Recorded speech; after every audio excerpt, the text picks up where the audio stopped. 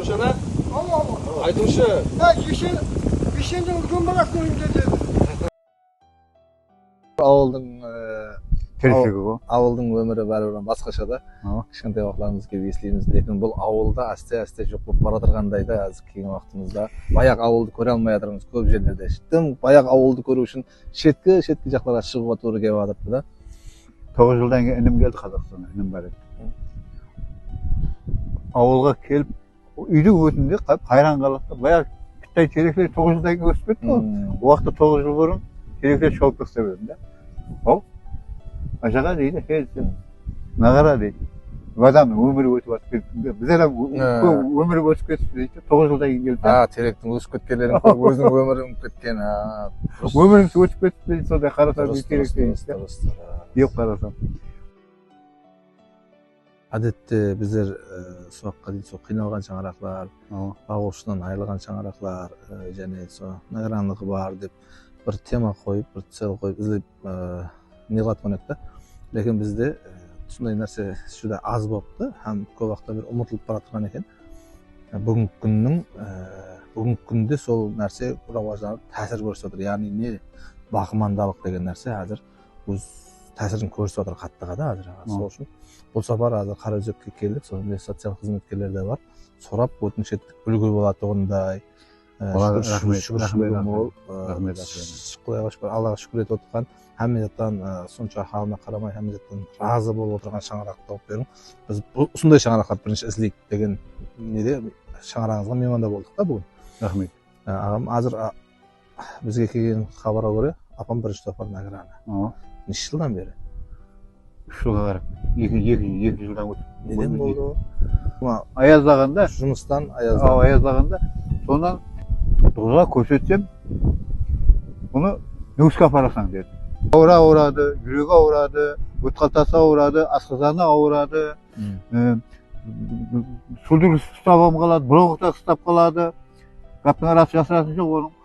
Бір медсе бар, соқ болып қалады, қуап қалады, сонан скорый шақырамыз, ерпіп атамыз деп, әйтеуір үкіметтің мемлекеттің несіне рахмет деймін да мен. Больницаға апарып жатқарып, соны дәріменен нетіп, әйтеуір сол дәреже келеді қайттан. Енді әзір Кеше жақында шығарып әкелдім больницадан, бірінші күні шығардым. Бір апта жатқарып. Өзіңіз не жұмыс? Мен жұмыста ешкеде приказда жоқпын. Әзір бала-шағама қарап жатпын. Бірақ арасында мына фермер інілерім еді, арасында жәрдем бер дейді, арасында жер егіп береді, арасында қол тимей жатқанда қол көмек беремін. Күнлік есабында шығып келеміз. Алдыздарға да жақсы қарайды екенсіз, лекін көріп жатырмын. Кішкене жерден жүдә үлкен емес жеріңіз, лекін сонда жақсы пайдаланып болады. Ағам, мынандай зат бар да, еркек адам үшін бәрібір еркек адам үйдің адамы емес қой, біздің адамы. Енді біз үйде отырып қалғаннан басқа бір гәп еді, һәм үйде отырып, һәм аял адам ғой мәселен сондай кәлеседе отырады ғой, оған қарап, оған ұқып беру қаншалық қиын негізінде. Енді оны айтқанменен ешкім тәрбиелеп бере алмайды Ақбай. Расын айтайын да. Айырма оқылар бір аптаға дейін жүреді, 2 сағат, 1 сағат оқылайтын уақыттармен болады солға да.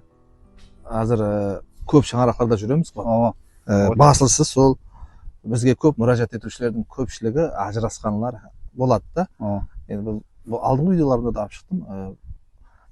Тастап кетіп жатқандар бар ғой, мәселен 12 мүшесі бола тұрып, балалар болса да, енді бір себеплері болса да ешкі. Себебі перзенттерім үшін, өзім өмірім үшін, өзі ата-анасынан безіп, менімен қоса соғып келген үшін оны шардым. Мысалға, адам өзін емес, бірақ сөзін сыйла дейді. Қазір көріп жатырмыз бір-біріңізге андай жақсы, не деген 18 жасар махаббат дейсіз да? Сол сыр не оны? Не үшін ондайсыз? Бір ауыз адамның өзін емес, бір ауыз сөзін сыйлап білу керек. Мысалға, інім тоқта дегенде сен тоқтасаң, мені сыйлаған. Мысалға, яқ деп сен ғафың не керегі бар ма, кім сен дейді, кете бересің. Дұрыс па? Адамның өзін емес, бір ауыз сөзін сыйлап білу керек. Бір күні көрдім, үйде келіп, келсем, үйде пол жоғажақ, дәген тәйірлап қойды, бақырдым кейде. Арасында өзіне құры еңкейіп жүргенеге ол нагрузка болады. Арасында не етеді, кафемде бір майданда ауырып қалады, түнде де ауырып қалады.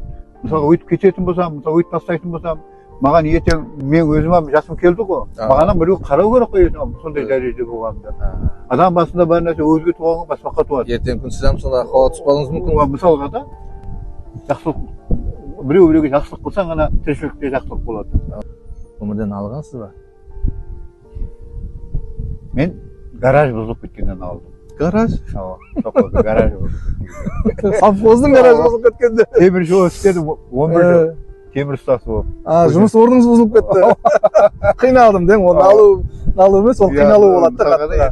Мен сонша нәрсені жинадым, инструменті жинадым, антағы жинадым. Гапты арасына келгенде хаталығын айтайын да. Адамларға болып келіңіз жоқ па? Жоқ, неде болып келейін. Адамларға не деген болар едіңіз қазір күнде? Бәріне де рахмет, ел халқыма да рахмет, басшыларға да рахмет, анау мынау дейтін нем жоқ. Құдайға шүкір, осы дәрежеге жеткеріп жатыр. Кеміс тұтылмай жеткеріп жәрдем беріп жатыр мемлекетіміз. Әмемізде де болады, тіршілікте бақырсамыз да, шақырсамыз да, бірақ қайтым білу болу керек. Кімде болса да, қандай адам болса да, мысалға. Бір майданда бір жұмыс жөнінде де келісе алмай қаламыз, мысалға. Үйде де сол, мысалға, бір уақытта анам бір зат десе, қызым бір зат дейді, бала-шаға және бір нәрсе дейді. Үйде отқан апам сіздің анаңыз, ә? Ава, анам. Қазір неше жаста? 48 ғой, 77 жаста. Үлкен апаларымызды есетіп жіберді. Ағам, сол. Шаңырақтағы берекет арымасын. Біз енді сізді басқа да шаңырақтарды көруіміз керек әз барып. Рұқсат бересіз. Болды. Сарайлар салып, алтын күміс түрлі көліклер